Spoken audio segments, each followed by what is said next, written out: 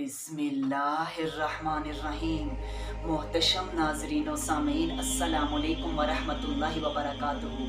नाजरीन कराम, आप देख रहे हैं तफसीरुल कुरान की एक और दिलचस्प एपिसोड। जैसा कि हमने सूरह अल इमरान की फर्स्ट 5 आयत पर डिस्कशन कर ली थी, और आज की इस वीडियो में हम सूरह अल इमरान के वर्स नंबर 6 पर डिस्कशन करेंगे। और ये वो आयत है जिसमें अल्लाह जल्ला शानहू ने हमें प्रेगनेंसी के हवाले से बताया है। तो आइए बिना टाइम वेस्ट किए अपने आज के इस मौजू की जानिब बढ़ते हैं। और सबसे पहले नाज़रीन इकराम, इस वीडियो में हम प्रेगनेंसी के कुछ फैक्ट्स पर डिस्कशन करेंगे जिनको हम मेडिकल पॉइंट ऑफ व्यू से, मॉडर्न मेडिकल साइंस के पॉइंट ऑफ व्यू से, इसके अलावा इस्लामिक पॉइंट ऑफ व्यू में जो कुरान और हदीस के हवाले से हम इस पर डिस्कशन करेंगे। तो आइए बिना टाइम वेस्ट किए अपने इस मुनफरिद से मौजू की जानिब बढ़ते हैं। उससे कबल आप सबसे गुजारिश है कि हमारे पैगाम को अपनी कम्युनिटी के दूसरे अफराद तक भी शेयर कीजिए और इस कार खैर में हमारा साथ दीजिए। नाजरीन इकराम, जैसा कि हम सब जानते हैं कि जब मेल और फीमेल स्पर्म सेल्स आपस में मिलते हैं, then the womens become pregnant. आप जानते हैं कि आज से 1400 साल कबल अगर आप हदीस उठाकर देख लेते हैं तो आप देखते हैं कि हुजूर अलैहिस्सलाम की एक मशहूर हदीस है जिसमें हुजूर अलैहिस्सलाम ने फरमाया कि तुम में से हर एक की खलकत को उसकी माँ के पेट में 40 दिन तक रखा जाता है। इसके बाद जो स्पर्म का एक मिक्सचर होता है उसके ऊपर ब्लड आना शुरू हो जाता है। जब ब्लड आता है तो ब्लड के बाद उसके ऊपर गोश्त बनना शुरू हो जाता है। अल्लाह अकबर। अब आप देखें जरा इस हदीस को, आप देखिए इस हदीस की ब्यूटी, इस हदीस की ऑथेंटिसिटी को आप जरा चेक कीजिए। आप देखें कि और इस हदीस की ऑथेंटिसिटी को चेक कीजिए और आज की जो मॉडर्न मेडिकल साइंस बता रही है, आप देखें जो प्रेगनेंसी के ट्राइमेस्टर्स हैं वो सब के सब इस हदीस के 3 पॉइंट्स के इर्द गिर्द रिवॉल्व कर रहे हैं। अल्लाह अकबर। अब आप देखिए हदीस की ऑथेंटिसिटी को। इसके बाद हुजूर इसी हदीस को कंटिन्यू करते हुए फरमा रहे हैं कि जब स्पर्म मिक्सचर के ऊपर गोश्त आना शुरू होता है, जब गोश्त बन चुका होता है, इसके बाद अल्लाह जल्ला शानहू एक फरिश्ते को भेजते हैं। अल्लाह ताला उस फरिश्ते को भेजते हैं कि जाओ उस वुमेन के वूम में जो बेबी है उसके हवाले से 4 हुक्म अल्लाह ताला उस फरिश्ते को देते हैं। जाओ उस वूम में जो बेबी पल रहा है उसके हवाले से 4 चीज़ें लिख लो। नंबर वन ये लिखो कि उसकी जो ज़िंदगी में उसने लाइफ टाइम स्पेन है, जो उसकी ज़िंदगी की मुद्दत है, जो उसकी उम्र है, उसकी उम्र लिखो।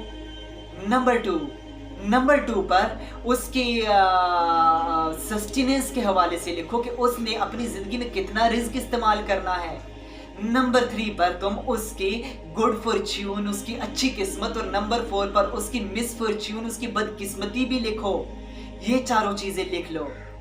फरिश्ता आता है उस वुमेन की वूम में जो बच्चा पल रहा होता है, उस बच्चे के हवाले से ये 4 चीज़ें लिख ली जाती हैं। उसकी उम्र, उसका रिस्क, ये सब पहले से लिख लिया जाता है।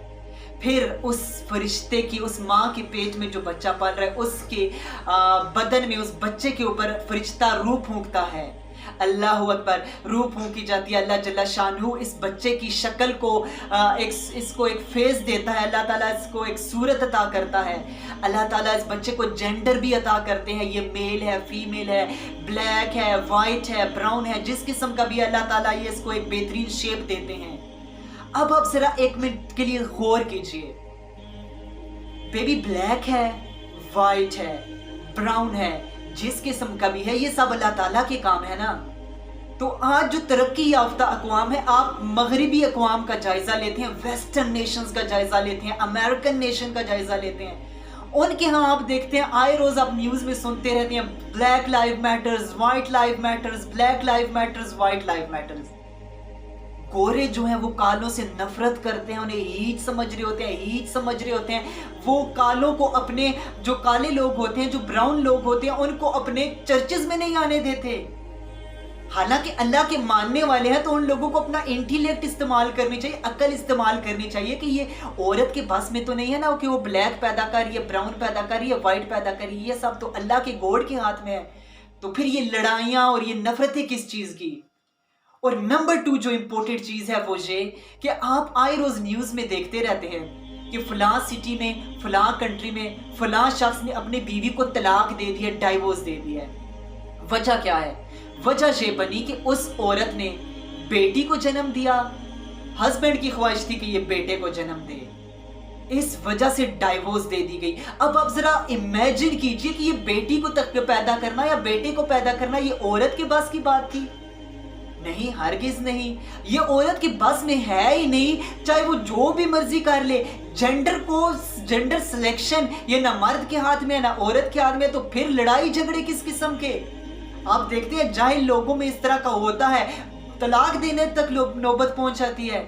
ایسا کیوں کیا جاتا ہے جب یہ عورت کے ہاتھ میں نہیں ہے؟ خدا رہا یہ عورت پر ظلم نہ کیجئے، جنڈر سلیکشن ہے، وہ مرد پیدا، بیبی بوائے پیدا ہو رہا ہے، بیبی گرل پیدا ہو رہی ہے، یہ عورت کے ہاتھ میں نہیں ہے۔ خدا رہا اپنی عقل کو استعمال کیجئے، اور اس کے علاوہ رنگ بھی ہے، وہ بھی عورت کے ہاتھ میں نہیں ہے، وہ سب اللہ تعالیٰ کے ہاتھ میں ہے۔